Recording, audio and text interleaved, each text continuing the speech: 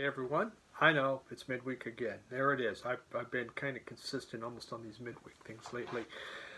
But I have recently a person in town that I know bought a collection and he sells at the antique mall, but he had a bunch of MoFi, and so he asked me if I want these. And some I did, some I don't know if I don't really need it. Again, if it's something I don't really need, I don't care if it's MoFi, I'm not going to buy it. But then he offered me some very, very, very good prices, and some ones I don't want. He goes, well, what about for this? And I go, yeah, okay, I guess so. I brought some of them in, so I'm going to show you some more albums that I had that I just recently brought back in MoFi, and then there's a couple other premium pressings, shall we say. And there's some stories that go with some of these. Not there's a couple that don't really have stories, but there's a little something about them. So let's just begin with this one. And it is Bob Dylan's Old Mercy. Now I found this. I was down in Plaid Room Records down in Cincinnati, and they had a couple of these there. Now this was very inexpensive. You look online, these things go for quite a bit, but they got shipped in, and a couple of them were like this, so they had them really marked down because of that. And folks, I just wanted it for the music. This is the first Bob Dylan I ever owned. I did not grow up with Bob Dylan. I did not really like Bob Dylan. I knew his big things. I did like Route 66. I just thought, like Rolling Stone. So I knew a couple of those, but for the most part, he just wasn't part of me growing up or the music that I was listening to. But this came out, and I just remember the review on Rolling Stone. I go, oh, Bob Dylan. But I read it, and it actually intrigued me. So I went out and I bought the album, and I loved it. And this was the first time I ever said Bob Dylan loved it. I never put those two things, those phrases together in a sentence. This had what was the big one on here? Well, Political World was really good. I really liked that one most of the time. Gosh darn, I loved Most of the Time. I just thought that was just a beautiful album. And this is my favorite Bob Dylan album. Why? Because it's the first one I bought. It's the one that connected with me. Now, some of the later stuff that Bob's done, I like. I like what he's done. It's just it's not so much original material. I still have this box set of his early stuff. I'm waiting to get Blonde on Blonde yet. That I would like to go through and listen to it and kind of give you my real thoughts on all the early Bob Dylan, because I struggled with him. But this one, man, what a great album. And I was happy to see that. I missed when MoFi put it out, and prices already bumped up, and then all of a sudden down Plaid Room Records for that little bit of tear. I'm not planning to sell it. I just wanted to listen to. So excited to get this at a great price. Now, this one here. Pink Floyd, Johnny Can't Read. Fleetwood Mac, and it is Fleetwood Mac, the original master recordings. I actually had this in original master recordings. I could have took the plastic off, but I'm just freaking lazy. I had one of these, the original master recordings. Work just keeps emailing me. I just stop it, work, stop it. There it was. So this gentleman in town, this was one of the albums he offered, and when he told me the price, I go, man, I'll buy that. I really, really wanted that one. In the 70s, I did not buy Rumors when it came out. I did not buy this when it came out. And in the 80s, you could buy any of the early Fleetwood Mac albums for $1 to $2. They were everywhere. And the one with the freaking penguin on there, Taste Something to Me or whatever, I don't even know the name. Cripes. It was like no one could get rid of that sucker. It was all over the place. Not the penguin, had the baboon on the front. That was the one. Hey, you remember that Pink Floyd Echoes album I showed the other day? You know what the original thought was for the cover art on that? A baboon's ass. I don't know. They decided not to go for baboon's ass. So what can you say? But we're not talking about Echoes right now. We're talking about this one. So I began listening really to, I mean, I knew Fleetwood Mac. How could you not know Rumors? And when Tusk came out, I did like the one where the band was playing, you know, the UCLA band. I thought that was kind of cool.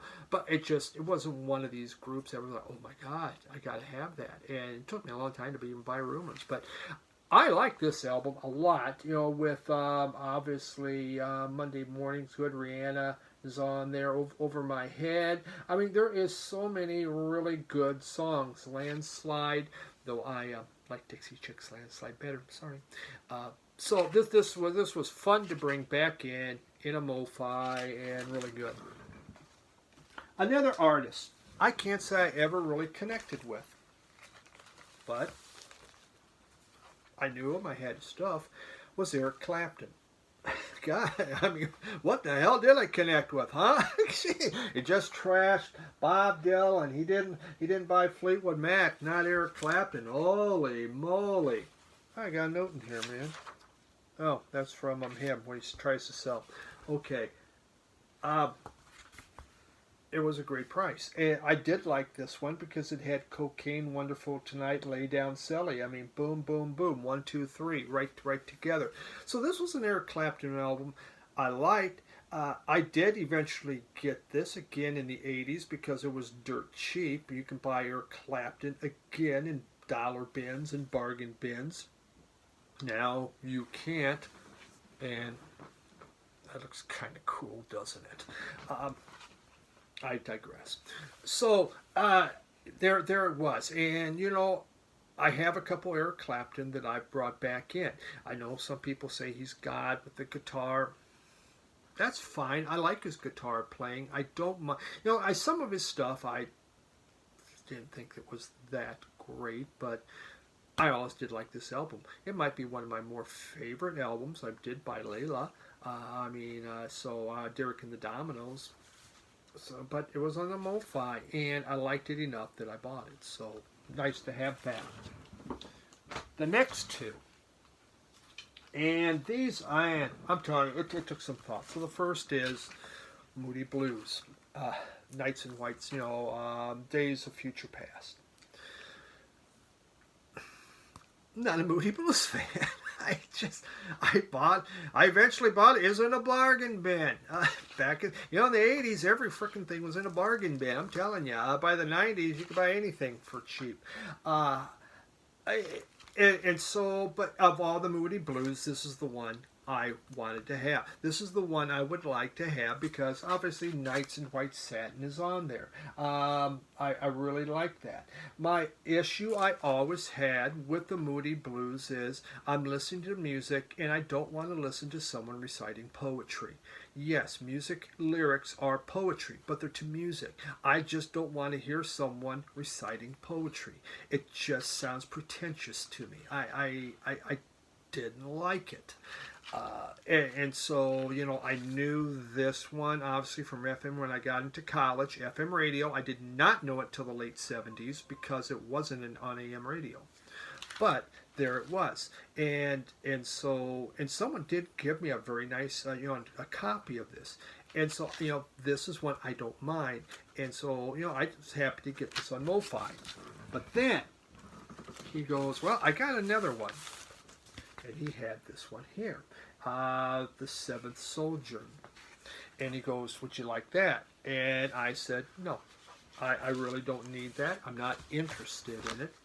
Supposedly it is more of a rocking album, but damn it if they don't sit there and do the stupid poetry thing again. And here's Cat. He really came sprinting in. He is afraid that he was missing out here. Yeah, meow, exactly. We can turn around. So I said no. I don't want this one. I can't. I don't care if it's MoFi or what. If I don't think I need it, I don't need it. Then he goes, well, what about for this price? And I go, holy crap! Oh, I mean, I could flip that and make a ton of money if I wanted to. So I bought it. This did have the song "I'm Just a Singer in a Rock and Roll Band." All right, I like that one. When I was in college, I heard that one on FM radio. Moody Blues all seemed to come on late at night on FM radio. That's when I'd always hear them. Once it was dark out and everything, on would pop the Moody Blues. So I did like that song. But again, my thought, and I know a lot of people love the Moody Blues, and that's the beauty of music. Not everyone's going to like everything. Most people look at some of the crap I have and go, what is wrong with your freaking brain, man? Why would you like that?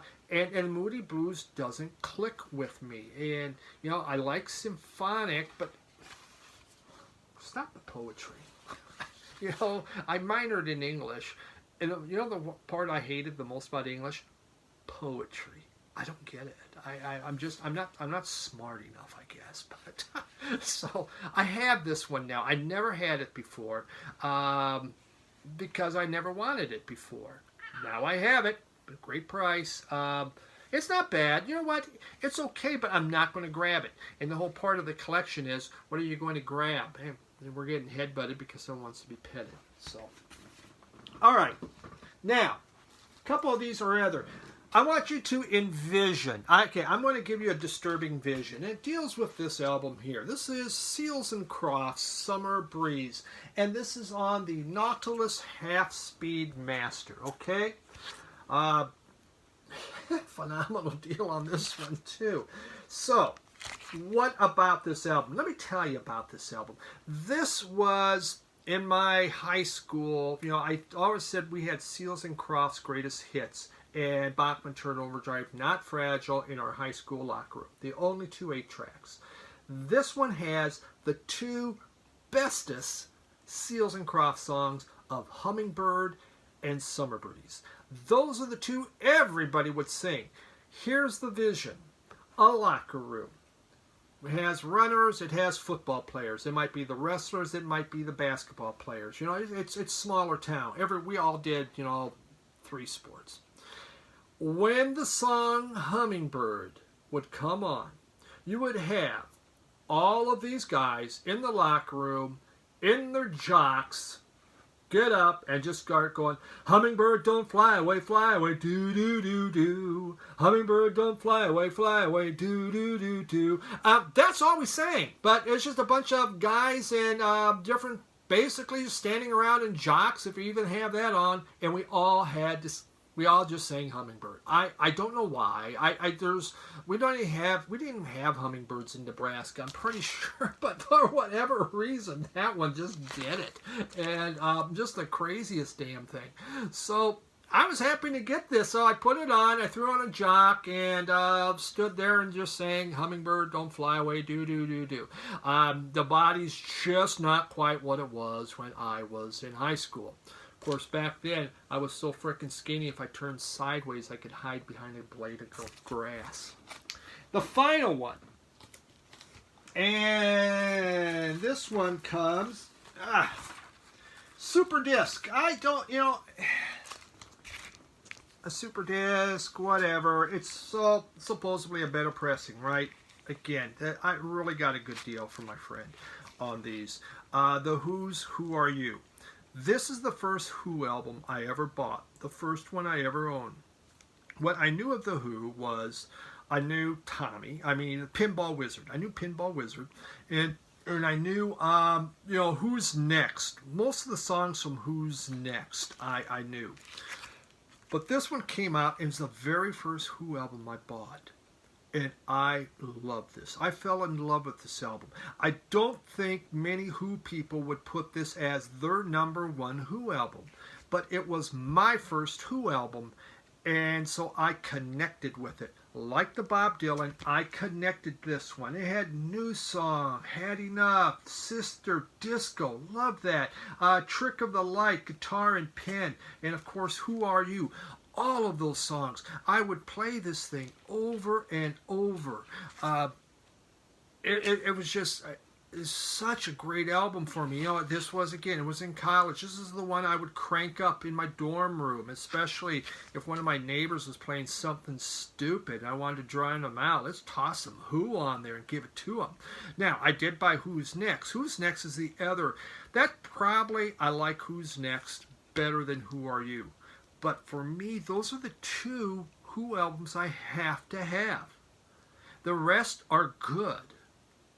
But those are the two that I really need to have. And, you know, if I have those two, it's the two I'm going to pull. I'm going to pull those almost every time. I used to have almost all the Who on vinyl. And between vinyl and CD, I had everything. Now, I needed this, and I'm just delighted to have it. And I think I have Who's Next. If not, I know I can buy for, you know, they're not that expensive. So just one of my all-time favorite Who albums. I looked at the stage, I looked at all those wires and everything, and I believe Keith Moon was behind the chair because he really was out of shape by now, so much alcohol. So we need to kind of hide Keith a little bit. Just a wonderful album. There we go. So that is my newest friends I brought back. Some of them really weren't friends, okay? Some of them are mild acquaintances that I'm trying to get to know better. And that's what life's about. You know what? We just can't stick with the same friends. We have to meet new friends, right? The Moody Blues, we're meeting them. We're shaking hands, we're getting to know each other, having a beer, something like that. And we'll see. But, you know, these other ones, I just want you to remember this. If there's one thing from the video, when you hear the song Hummingbird, I want you just to think about a locker room full of guys standing around in their jocks singing the chorus like there's no tomorrow. Please ingrain that in your brain the next time you hear that. Thanks, everyone. You know what? I got another stack. There's of non-MoFi stuff for another week already. So, hey, we got another one coming. Thanks, everyone. Bye.